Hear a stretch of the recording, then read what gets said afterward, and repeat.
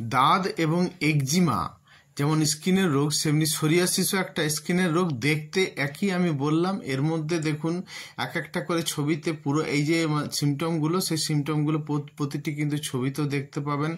এটা রূপলি যেমন মানে আঁশ আঁশ ধরনের হয়, শুষ্ক হয়, ত্বক ফেটে যায়, চুলকানি থাকে, লাল ভাব থাকে এবং বিভিন্ন রকম নখেও কিন্তু এই জিনিসগুলো দেখা যায়।